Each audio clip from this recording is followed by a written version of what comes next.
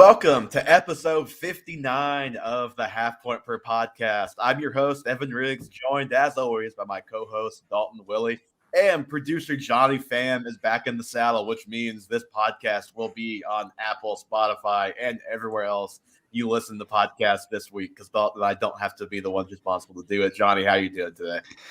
Doing good. It's a good day. I didn't have to work this week, which I've just been a piece of garbage, and I am proud of it. See, I'm in the same boat as you, and I know you are close to moving into your house, but let me tell you, I spent about 45 minutes today raking leaves that are still somehow blowing into my backyard. So it's been a semi-productive day off for me, I'd say. Sounds awful. I'm not looking forward to being a house owner. Quite honestly terrifies me, but we'll see what happens. Johnny, honestly, we've probably just got to get this show on the road, right? Like, get this moving. Dalton's got places to be. He's got to get to Costco. He's got to get his brand new Jeep. He's got to get that thing lifted. Got to get that thing lifted off the ground. Everyone has to remember that part. Dalton is going to Costco to get his Jeep lifted. I want you two to know that if I win the fantasy championship, your money's paying for that. Oh, is that what you're banking it off of? If you don't win the championship, you're not going to get your Jeep lifted? Oh, well, taking second place, I'm already getting enough to start the process. But if I win, it's all happening at once. So you're paying for it one way or another. You know what? If my money's going to go toward anything, I'm glad it's going toward making you look like an idiot. Yeah, I'm actually proud of it now. I will give you additional money if you need more. Yeah, well, I'll Venmo you 25. This is the second year in a row that I have had to put this podcast on my back and represent us in the playoffs of our fantasy league. Not that true. We're all I've been in the playoffs both years that we've done this league. In the championship, I apologize.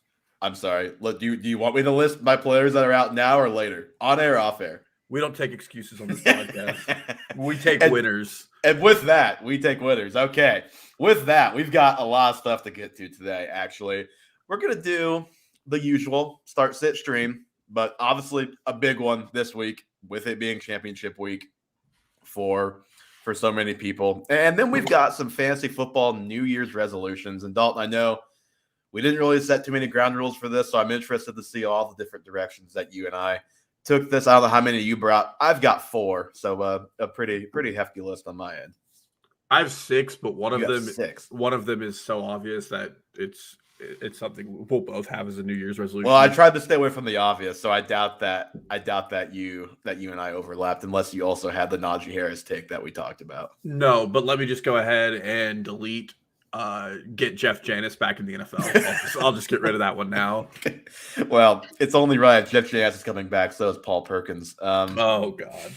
Let's start. Let's get the start, sit, stream out of the way for the folks who care about their upcoming matchups. Obviously, the other topic is more of a future topic that people who are not in their playoffs anymore and are thinking about next season can listen to that and hopefully take some piece of advice there. I'm going to start with my stream this week, Dalton. I think this is not going to be unique to this podcast. This is going to be the advice you hear everywhere you listen or read fantasy football content. And that's Trey Lance. Jared Goff. Oh.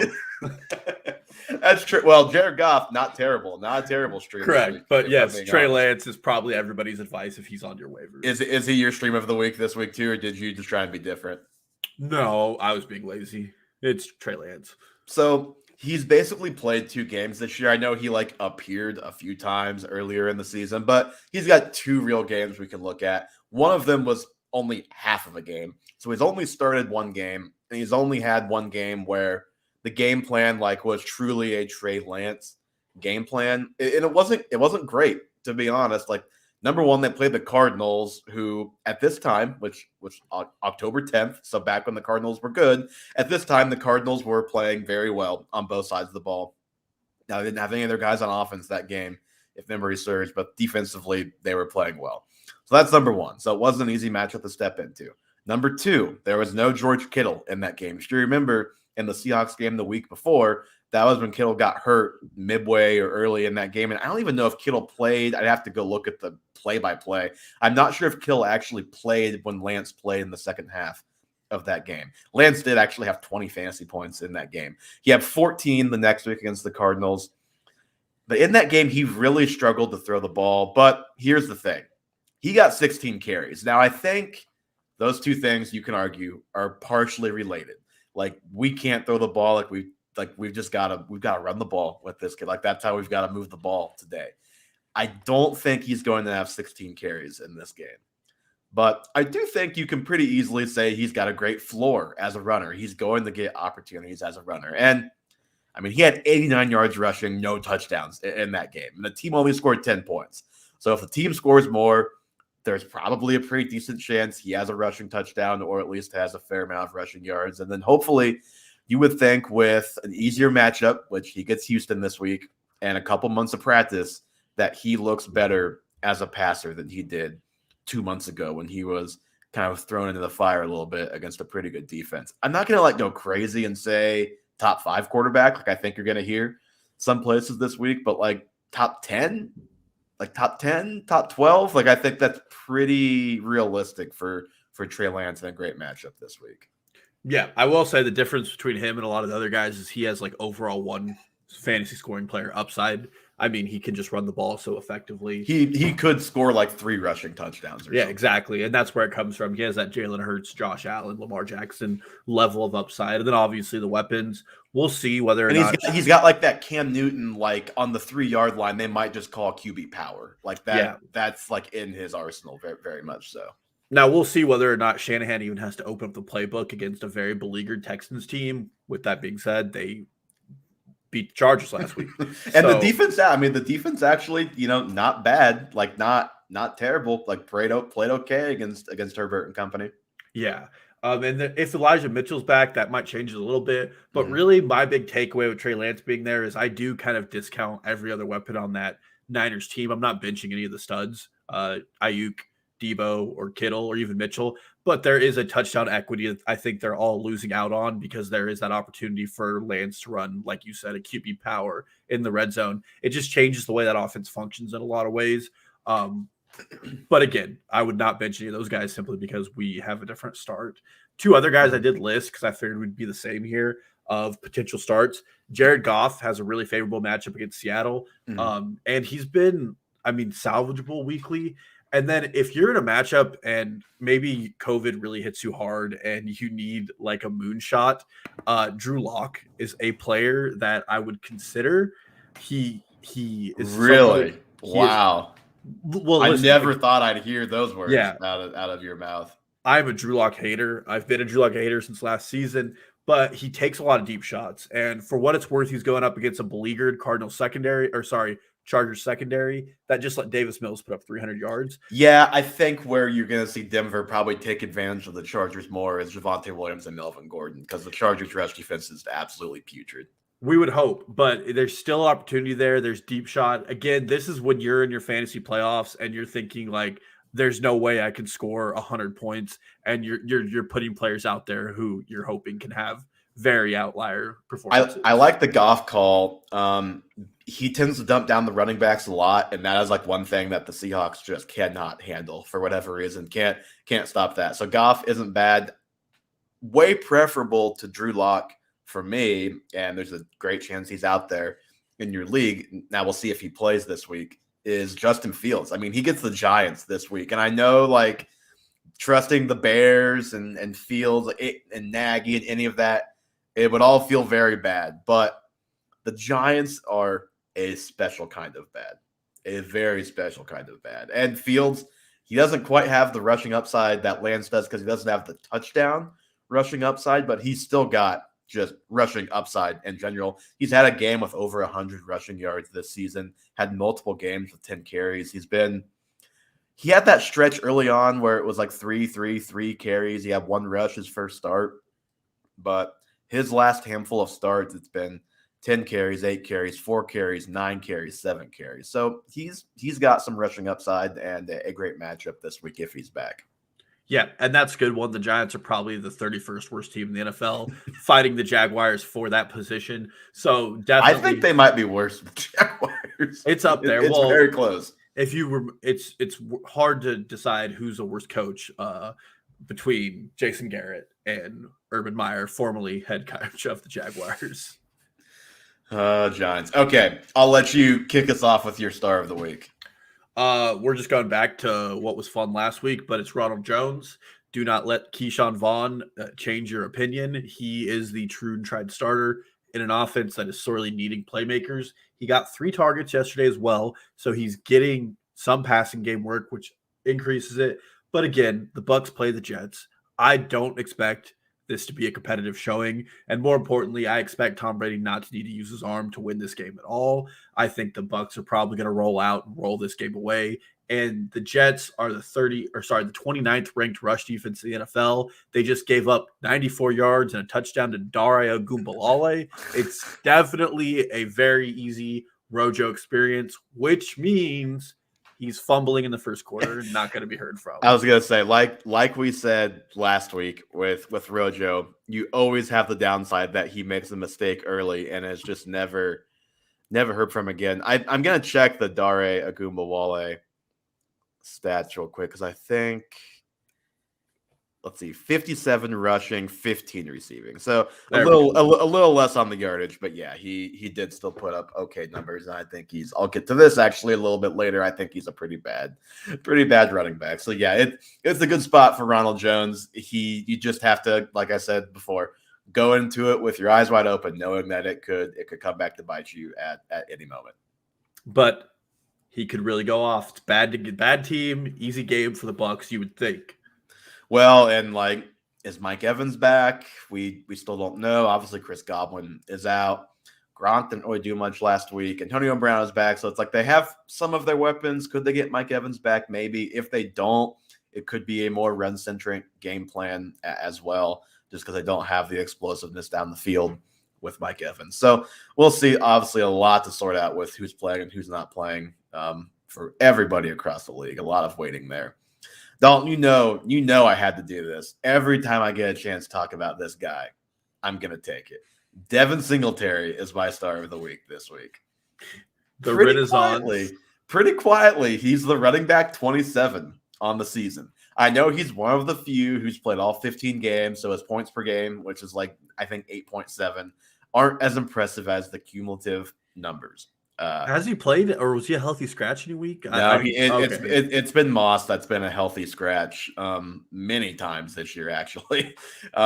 Singletary's had games where it's like, or where Moss, for whatever, it was like Singletary starts off the year as the starter, Moss a healthy scratch, and then Moss plays and gets it like 50%, and now Moss is the guy, and then Breida's the guy, and now Singletary's kind of the guy. So it's gone back and forth a lot. So yes, he's played every game, but he hasn't been like the guy every game. Otherwise, he'd be higher up on the scoring list probably. So you can look at it a number of different ways. But he's played, I think he's earned your trust if you have him on your team in these last 3 weeks. He's played over 80% of the snaps 2 times in the last 3 weeks, over 65% all 3 of those games. He's been a double-digit scorer all 3 of those games. And it's been a very different game script in each of those 3 games. One of them, they absolutely mauled the Panthers, which everyone is doing these days. He carried the ball 22 times, had a nice game. There's another game where they were getting just blitzed by the Bucs and came clear back, and they were obviously playing. Number one, as anyone who was watching that game knows, so the broadcast couldn't quit talking about, they didn't hand the ball off a single time in the first half of that game. And number 2, they were down 24-0 in the second half, so they weren't exactly handing it off many times in the second half either. He still managed 11 touches and double-digit points in that game because he got involved in the receiving game. And then there was the game against the Patriots, which was the most normal, but they were still nursing a lead for a decent portion of that second half, and he was fairly involved in both running and receiving. So he's had nice volume. He's produced to the tune of 16, 16, and 12 the last 3 weeks. He's the RB6 in the last 3 weeks. Joe Mixon just had 28 points, and he had 2 stinkers before that. So he's actually ahead of Joe Mixon if you're just looking at the last 3 weeks. I'm getting Singletary in my lineup if I'm looking for a running back this week, and he's been a guy that I just haven't been able to pull a trigger on yet. I like him this week, and then obviously They play, is it the Falcons? Off the top of my head, I was gonna It's say the I didn't Falcons. even write it down, but they play the Falcons. So I always like a good Falcons matchup for my guys. Yeah, no, I love that. I think the Bills, week one when the Bills came out, they ran a lot of no running back in their lineup, Mhm. and they got exposed by the Steelers. And they're not trying to protect Josh Allen, but they're trying better to disguise their looks, and that's led to them having to have an effective weapon in that offense. And Well, and they're Devin facing the Singletary. same thing that the Chiefs have now, which is Yeah, they're cover two shells. getting cover two shells too deep every play, and they're having to hand the ball off maybe a little bit more than they would like. Yeah. So I like that a lot. I think he's a very good start, especially if the Bills go up. They're not going to need to pass as frequently. And this game should be a lot of points for the Bills. It shouldn't be a hard game. I mean, Jamal Williams ran all over them along with Craig Reynolds for the Lions. He had 17 touches for 77 yards. And I think Craig Reynolds had like 40 yards. So all around, probably a pretty good smash spot for him. The Bills also seem to only want to use one guy at a time, no matter who that may be. It looks like it's Singletary right now. Yeah, the last 3 weeks, Moss has been a healthy scratch twice. He played a third of the snaps last week, and then Breida has not topped 14% of the snaps the last 3 weeks after he had that weird couple of good games. Yeah, the weird Thanksgiving game, and then maybe one more game where he played well. So yeah, I love Singletary in this spot.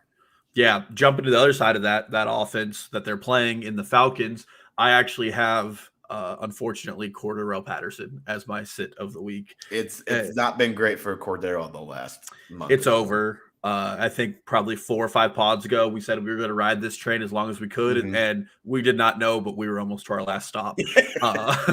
Yep. He's just not involved any longer. I think if you really looked at the numbers, he was being incredibly efficient, and he was scoring a lot of touchdowns early in the season. And part of that was the usage the Falcons were giving them, but also the other part of that was that nobody in their receiving room was doing effective jobs. Russell Gage and Kyle Pitts have kind of stepped up to do a better job of that. And Patterson has been really relegated to a running back by committee. He had 2 targets last week. I also wonder how much of Calvin Ridley's absence has affected just the offense as a whole, but Patterson specifically, because even if Ridley's not putting up numbers, he's the field stretcher, right? Like he's taking attention away. Yeah, absolutely. And with that too, he's probably been cued in on by a lot of defenses. He's playing as the playmaker on the field. Kyle Pitts, just because he's been used strangely, really hasn't had an effective job. It looks like he has 1 touchdown this season. I think he's having a great yardage season. Yeah, historic for rookie tight ends, but he has 1 touchdown, so it feels like he's had a terrible season. Yeah, well, and the funny thing about that is I actually saw when he's lined up as a tight end, he's more effective than as a wide receiver. And I know in the offseason, everybody was screaming just to line Kyle Pitts up at wide receiver, but it appears setting him up in line with a tight end formation is better. But I remiss Cordarrelle Patterson. You just can't trust him this week. The Bills are going to key in on him. They're a good defense. And more importantly, I just don't see where he's getting his points any longer. He's not getting the volume. Touchdown equity is not there. And he's definitely been supplanted by Russell Gage and Kyle Pitts as the better options. And then Mike Davis is getting equal to the same number of rush Mike Davis is back to being a factor in that backfield. But yeah, looking at last week, 7 carries for 14 yards, and it was thank God he got into the end zone. He had one reception for -1 yards. The week before that, he had 13 touches for 23 yards. And it had been before that, week 14, he had a decent week. And then, before week 13, it was decent as well. But yeah, it's so funny when you look at his game log. It's so many, on Sleeper, it has it in red if his snaps are below 50%, and he's only been above 50%. Let's see, 1, 2, 3, 4, 5, 6 times this season. So it's just, I think the regression is finally here for Patterson, and he's really hard to trust. And like you said, in a tough matchup this week.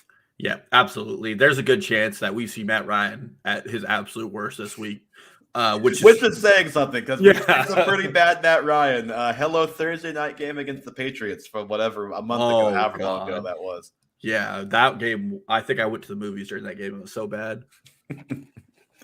Okay, my sit of the week. I think you're gonna get some Dare Ogunbowale. Glad you mentioned his name earlier, Dalton. think you're gonna get some Wale buzz this week on waivers, and I don't mind adding him on waivers, but I can't bring myself to start him or really anybody in that backfield this week. If I don't even know what Carlos Hyde's status is, but if he were to play this week, like I'm still not doing it. But I think Wale is the main guy that you're gonna have people look at the box score last week and say he played 82% of the snaps. He scored a touchdown. Like, it wasn't a great yardage day, but it could have been worse. He had like 65 total yards. Like, you take that every day of the week. But here's the thing. Number one, James Robinson got hurt very, very early in that game. And I don't know if they had a third running back that was active, but if they did, it was clearly not someone who was equipped to be the second running back. They've already brought back Raquel Armstead this week, and there could still be moves coming, like practice squad guys or stuff like that. So you don't even know for sure that this is going to be Wale's role, for sure, like unquestioned starting role this week. Do you remember as a kid when you'd play video games and you'd just be getting destroyed? So you'd need a win and you'd find your bad friend and you'd play them in the video game. That's what the Patriots are going to do to the Jaguars. Yeah, Patriots have been on a bit of a skid. And I think Bill Belichick's going to come out and try to make a statement that they're still here. And unfortunately, I think the Jaguars still here. We're still here. The Jaguars offense just isn't going to get anything going. And I mean, there's no talent with Wale. I don't mean that offensively. He's in the NFL. That's cool. But there's no talent here that's like superhuman. It's just not going to happen. The Patriots have a very good defensive line, top 5 in the NFL. And they have been run on a little bit lately, but they're no New York Jets, which is what Wale got last week, and it was still 17 for 57, and he had 8 yards receiving. And if he didn't score a touchdown, you're looking at 19 touches for 8 fantasy points last week. Yeah, and to be fair, the last 2 weeks the Patriots have gotten run on by the Bills and Jonathan Taylor. So there is no talent like that on this roster. No. And since their bye, I saw this stat, the Jaguars are averaging 0.9 touchdowns a game. So there's not a lot of touchdown upside. Yes, the team is bad. The player is bad. Stay away. And also, on top of the running backs not playing last week, we don't know who's going to be playing this week, who could be a factor in that backfield. Laviska Shenault was a late COVID scratch too. So he's another guy who could at least be an extension of the running game or be a straight up backfield guy. So he could maybe factor in a little bit and at least take away the touches that people are hoping for Wale. Let's play a fun game. And I know my answer. Let's say you're in your fantasy championship and you need to start a waiver wire running back. I'm going to assume for this purpose that Darrell Williams is on a team. Mm-hmm. Derek Gore, the Chiefs' backup running back at this point, or Dare Ogunbowale. Who would you prefer to start? I'd prefer Gore just because, if CEH doesn't play, he's the second guy. He's going to get some work. And if the game is out of hand, he's going to be the garbage time guy. And also, I'd prefer either Eagles guy, whether it's Jordan Howard if he plays or Boston Scott, who both of which are probably out there in a lot of leagues over anybody on the Jaguars. I agree with that as well. Yep, I was just checking. But yeah, I think that just kind of gives you a barometer of where we stand. Mm-hmm. I just don't see how Wale scores a lot of points. Well, and the last point is he's a pass catching back. That's what he came out of college known as. It was I think he was with the Bucs as a rookie last year. So he was Tom Brady's new James White. Yes, and he was literally from Wisconsin, like James White. So I was like, oh, is this new James White? And the Jags do not throw to their running backs very much. James Robinson has 31 receptions, which is fine, but it's not very good if you're looking just at the landscape of the league. Carlos Hyde has 12, Wale has 8.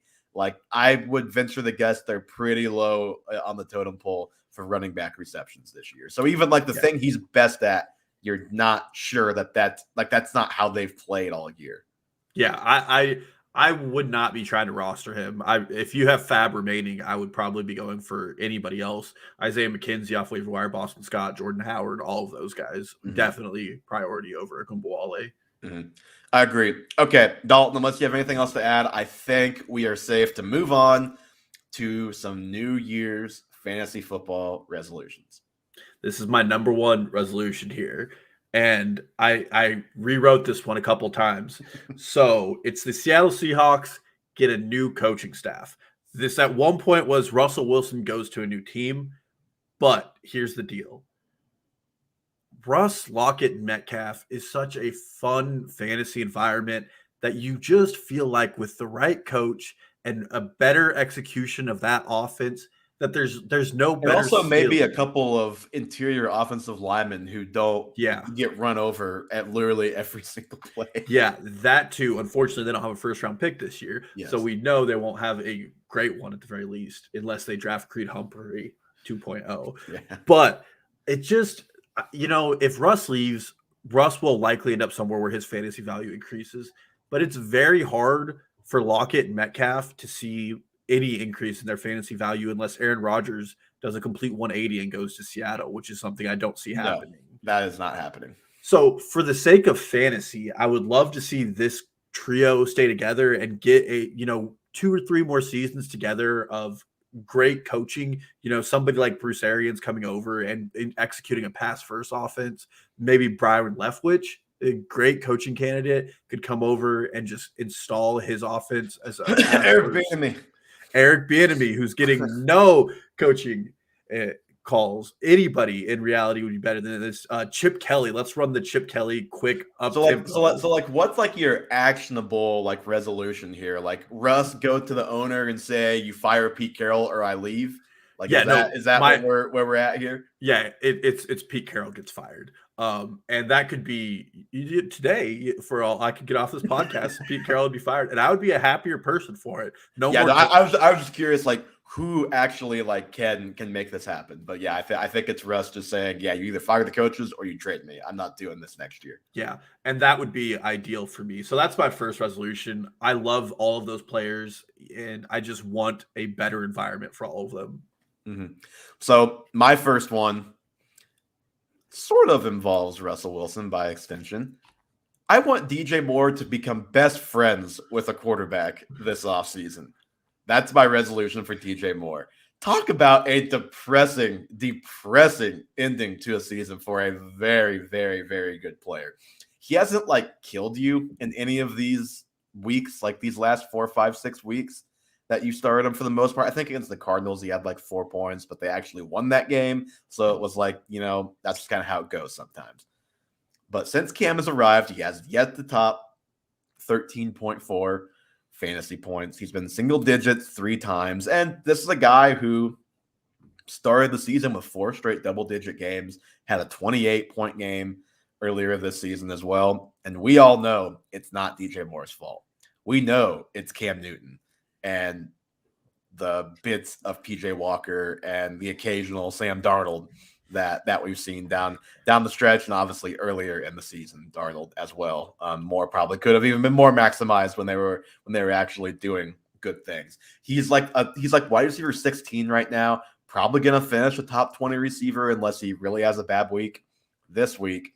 But he really should have been a top 10 guy this season, and he would have been with even okay quarterback play because he's just such a good player. And it was just like so clear earlier in the season. It was just like, yeah, like this guy has even taken another step. We loved how they were using him, more horizontal, less vertical stuff to get him more involved, more receptions, let him make more plays with the ball in his hands. Whether it's Aaron Rodgers, not super likely. Russell Wilson, that's a maybe, I would say. Or Deshaun Watson, which who in the world knows with that, obviously. Or just someone we're not thinking of right now, whether it's in the draft or another quarterback. Baker Mayfield. He'd even be an upgrade over what they've got. It wouldn't be great, but he'd be an upgrade over what they've got. Just please, DJ Moore, go become friends with a quarterback who can make you a great fantasy football receiver, the great receiver that you should be next season. If Mitchell Trubisky is their quarterback next year, I might just die. Well, and it's funny you bring that up because I saw a fun stat earlier. Since week 12, only 5 wide receivers have had 10 plus targets in every game, 8 plus targets in every game. 2 of those receivers are DJ Moore and Robbie Anderson, and they have not had great fantasy weeks in any of those weeks, which is just hilarious on how poor that offense is. Other ones are like Cooper Kupp and I could name you the other two. Probably Jalen Waddle, just because he gets targeted.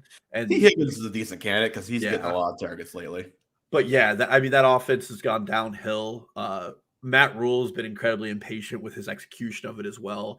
But maybe a good quarterback could fix some of their issues. A lot of their issues, because I think that we all like a lot of the pieces on the roster, both on offense and like on defense. They've got some good players on defense to at least build around. Like, it's not a great defense, but like there are pieces there, and there are moves to probably be made to make that defense like good enough to be a pretty good team. It's just they just need a quarterback, and they need McCaffrey to actually stay healthy, because I think that's the other thing we've also seen is like you take McCaffrey out of that offense, and a lot of the misdirection stuff where he's the decoy and it opens up the easy throws to DJ Moore, to Robbie Anderson, like that. Surprise, Chuba Hubbard isn't quite as good and not quite as scary to defenses as Christian McCaffrey. Who could have guessed?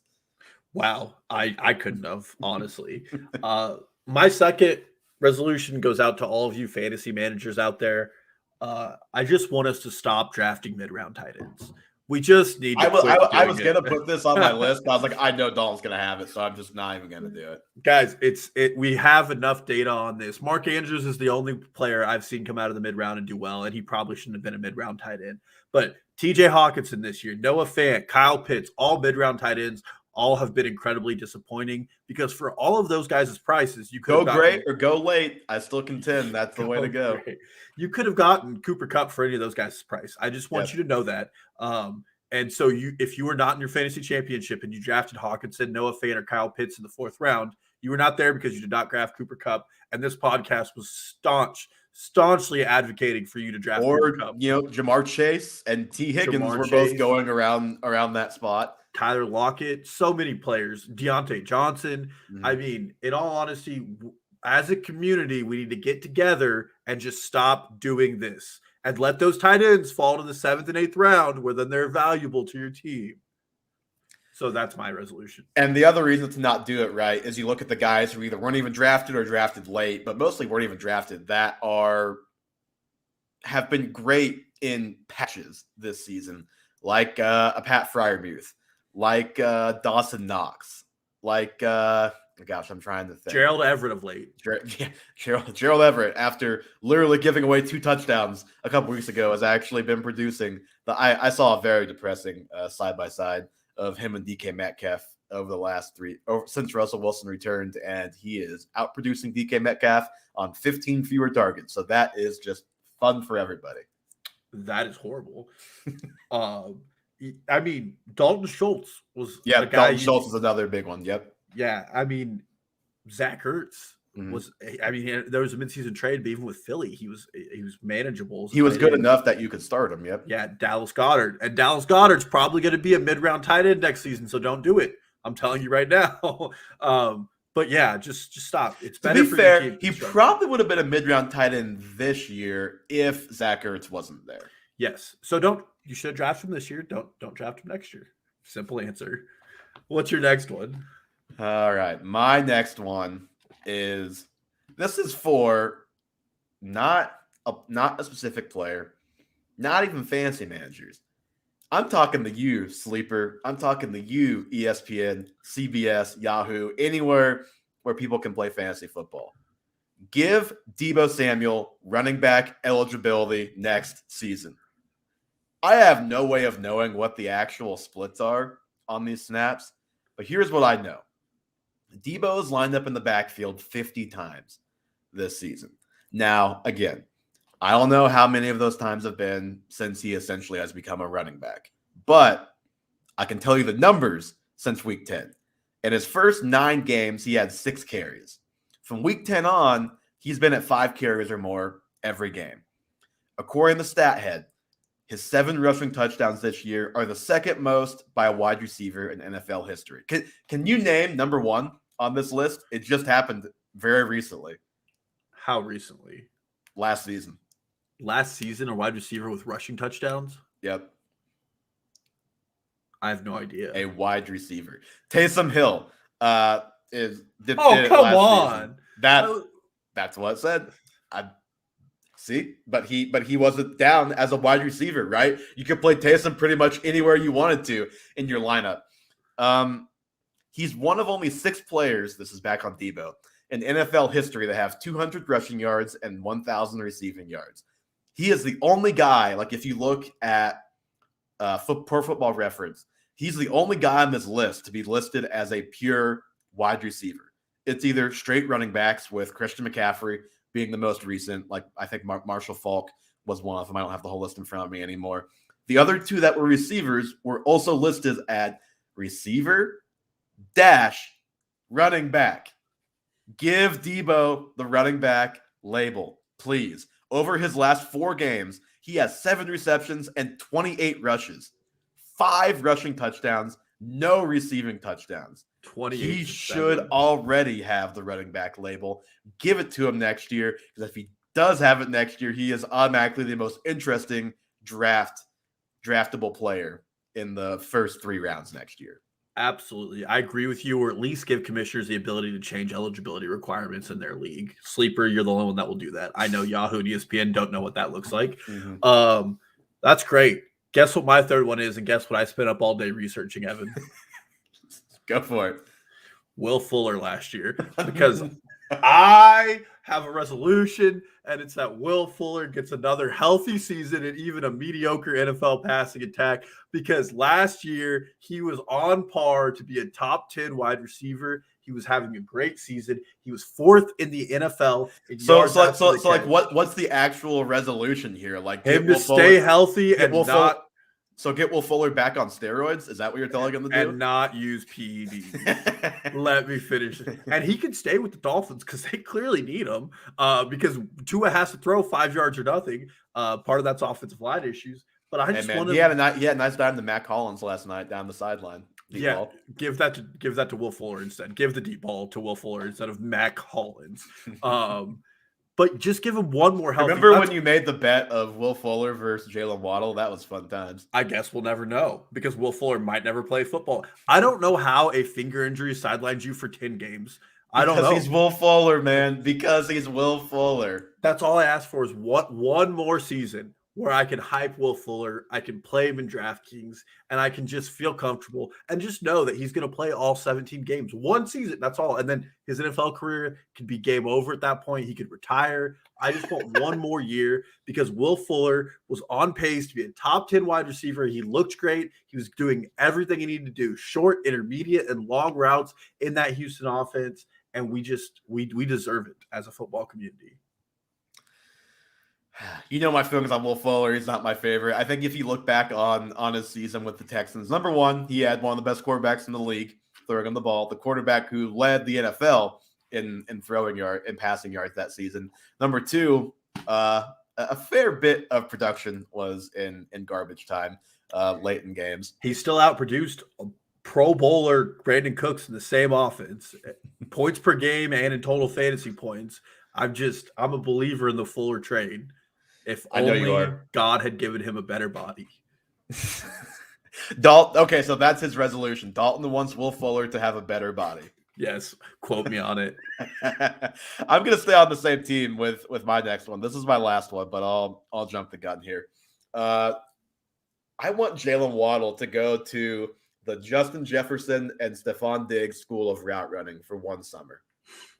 Because, again, this is not me saying he's not a good route runner. Like I don't have all the numbers and all the reception perception stuff in front of me. I'm sure he's very good, but just imagine Jalen Waddle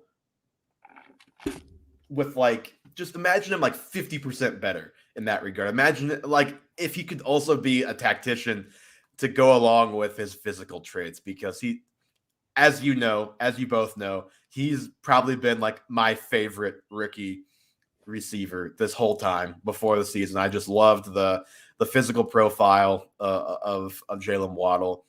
And he's already one of the best receivers in the NFL, a top 20, top 15 receiver in the NFL. Just give him just a little bit more, just that little extra nudge with a little more refinement from the probably 2 of the 3 or 4 best route runners in the NFL, and you could see that guy just take a whole nother step, I think. Are you saying you want a wide receiver this offseason? Yes. Like we had tight end. Yes. Yes, I would love that. Send Will Fuller. Will Fuller could use it too. Send Jalen Waddle to wide receiver U. Just work on the route running. Just make him an elite route runner. Here's the thing. He is already wide receiver 13 this season. He has 96 receptions. He is 5 off of Anquan Bolden's rookie record of 101. He'll probably beat that in week 17. And he will probably pad that a little bit in week 18 as long as he stays healthy. And this is also with him playing 14 games. He missed a game with COVID, so he hasn't even played every game yet this season. He just had 10 catches last night on Monday Night Football that tied Jerry Rice for the most ever on Monday Night Football by a rookie. You know I'm not PFF's biggest fan, but he's the highest graded rookie receiver this season. You're just like, he's already one of my favorite players in the NFL. I just think if you gave him that little extra boost in the route running, make him an elite route runner, and that is immediately one of the best receivers in the NFL. Or give Tua an offensive line to give him time to throw to Waddle anywhere about 5 yards. That would also be helpful for Jalen, I'm sure. I want a very player specific, like a skill that you can add to a player to make him one of the best players in the NFL. And I think this was the one that jumped out to me. I actually have that as my last resolution for something that's very player specific and they need a skill. It's trade Kenny Golladay to any team in the NFL that's not the New York Giants. That's my last resolution because your resolutions all just seem like they're for you. They're like your requests. I mean, I think Kenny Golladay wants traded too. I'm can't speak for him, but if I were to ask him, I think he would say, "I don't want to play for this team any longer." That is bringing back Dave Gettleman and Daniel Jones, and Joe Judge. Everything. There's nothing going right there. But Kenny Golladay was probably on his way to being like a top 12 NFL wide receiver skill wise in his last year with Detroit before he got injured, and then he went to the Giants where he is averaging less than 5 targets a game. He's been banged up here and there, but they're not utilizing his skill set at all. I went and looked up at his reception perception, and he's run the 5th most deep routes per play in the NFL, and he's been targeted on 8% of those. What are we doing here, New York? Like, if you're gonna run your most valuable weapon on your offense other than Saquon deep and then not throw to him, he's just doing fly out stuff that you give to like rookies who are really fast and kick returners. I don't understand it. Intermediate routes, he's been out-snapped by Sterling Shepard, who hasn't played for 3 games. I don't understand what they're doing with him. It's abysmal. So if you had to guess, how many more receiving yards do you think he has right now than he had last season? Keep in mind, he played 5 games last season. Oh, God. He's played 12 games this year. Is it like 300? John, you have a guess? I have 384. He has, let me do a little mental math here, 161 more receiving yards than he had last year in 5 games. That's so miserable. Wow. He is at 499 receiving yards in 12 games this season. That is gross. He is also yet to score a touchdown as a member of the New York Football Giants. So are a lot of other members of the New York Giants, I'm sure. That is just horrible. I mean, he could be playing for the Patriots right now and be having a wide receiver top 24 season like Kendrick Bourne. I mean, it's not right what they're doing to him. He's such a skillful player, and he should demand a trade right now, today. I'm going to DM him on Instagram and ask him to do that. Okay, so if you want Kenny Golladay on a different team, give me like your top 3 teams for Kenny Golladay. Obviously, like cap stuff aside, we don't like have like the list of who has cap space, who doesn't, but just like 3 realistic teams. Like he's not getting traded to the Chiefs on that number. Okay, right? so that's not happening. So 3 realistic teams. I'll just drop that one. I mean, the Packers would be a great fit for him. They need a really reliable guy outside of Devontae Adams, and they likely will have the cap space. Whether or not they keep Aaron Rodgers is a whole other question.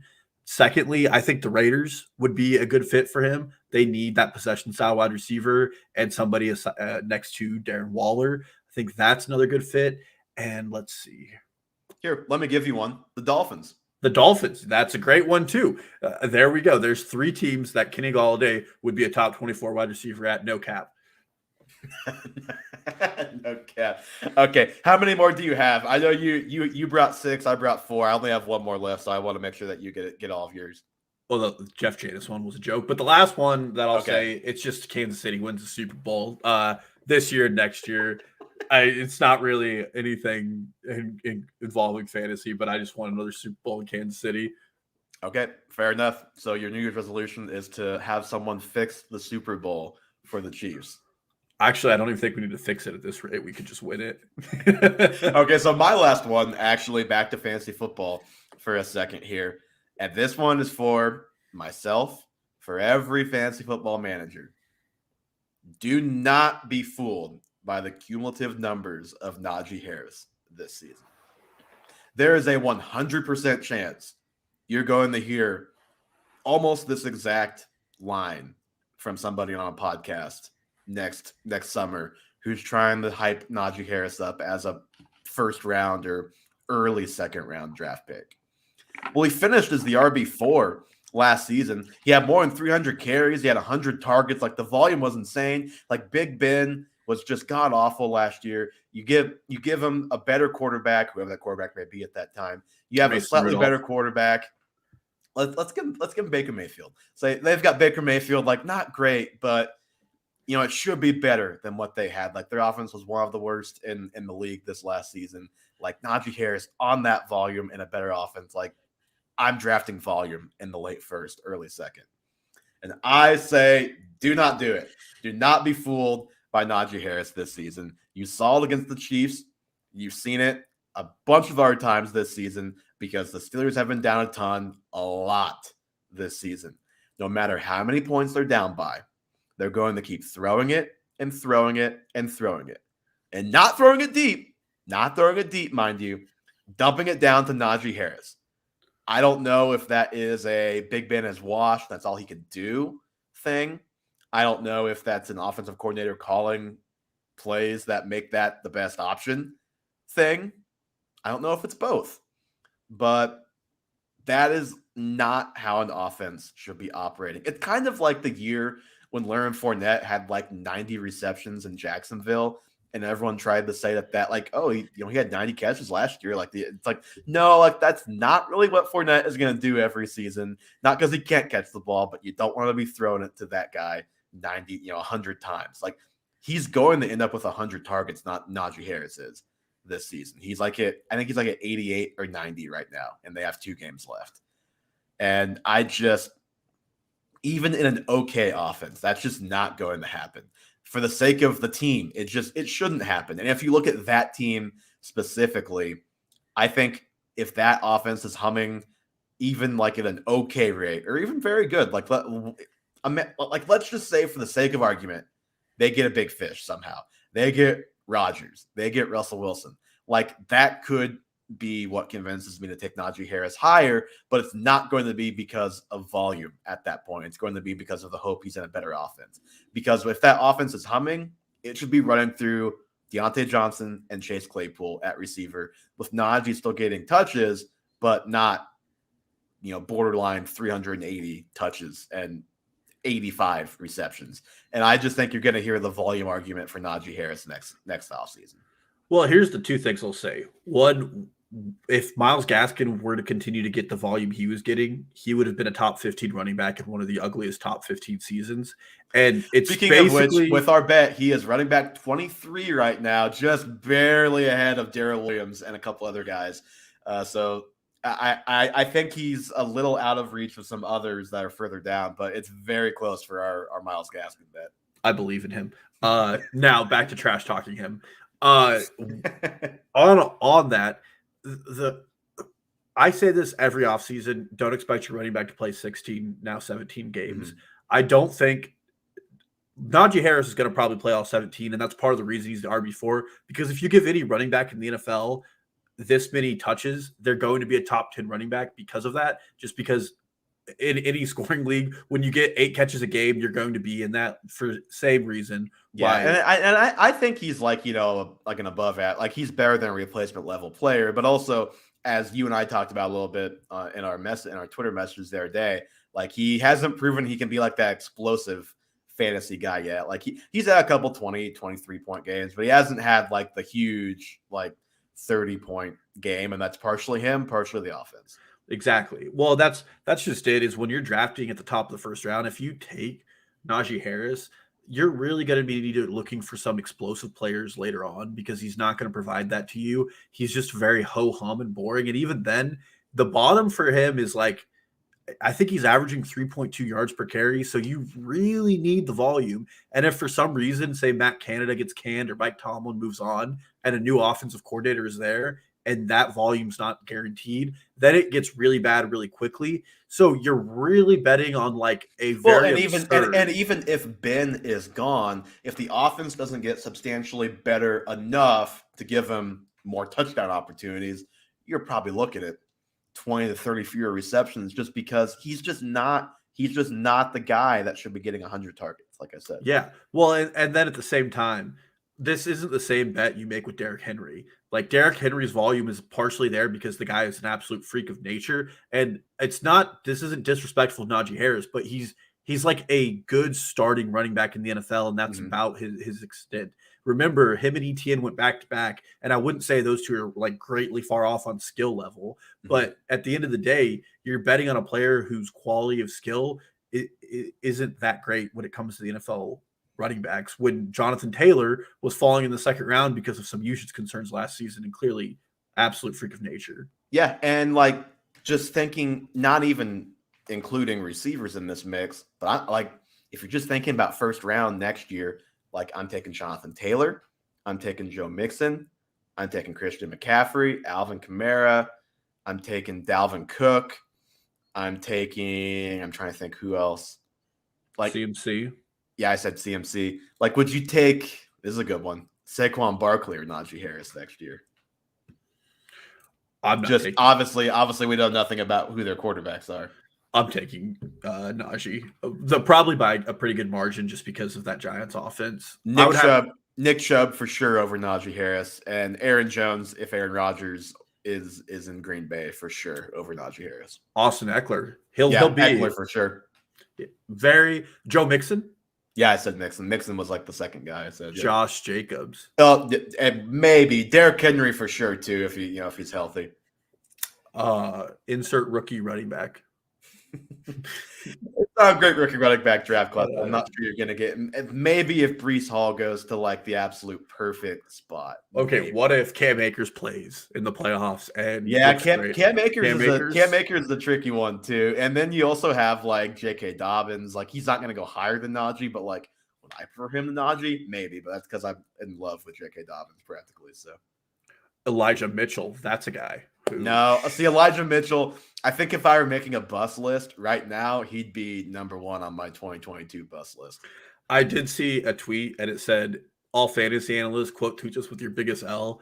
And it's definitely the touting of Trey Sermon on this podcast. Well, and the thing is, I've seen people make this joke too. It's like, if we had literally any inkling that Elijah Mitchell was ahead of Trey Lance in the depth chart at all in the preseason, like he clearly was the whole time, then we would not have been saying all of these things about Trey Sermon. So thank you, Kyle Shanahan, again for just pissing me off. I just got a new Year's resolution. Kyle Shanahan gets fired. I don't care. I don't care if they're making playoffs. I want him gone. Another resolution that's for nobody in particular. I guess John Lynch. Dalton's resolution for John Lynch is to fire his coach that probably is going to get them to the playoffs. Do you have an email? I'll write a nice email on behalf of the fantasy community about the usage concerns in San Francisco. You should tweet it and see if he likes the tweet. Yeah, that's a good point. I might tweet it and see if he likes it. And that's going to do it for episode 59 of the Half Point Proof Podcast. Give us a follow, Twitter, Instagram, TikTok, at Half Point Proof Podcast. Subscribe to the YouTube. We're live on here once a week. We'll still keep the weekly thing going for a little bit. We'll have, obviously, the championship recap. I think we'll have some of the bets to talk about next week. Some of the others are just full on like season-long yardage props. So we'll have some bets to talk about. Maybe look ahead to next season a little bit more as we keep doing this. But again, thank you guys so much for listening. The show is available anywhere you listen to podcasts, Spotify, Apple Podcasts. Leave us a 5-star review on iTunes. I think you can leave reviews on Spotify now, so those are appreciated as well. And we will talk to you guys with some championship reactions next week.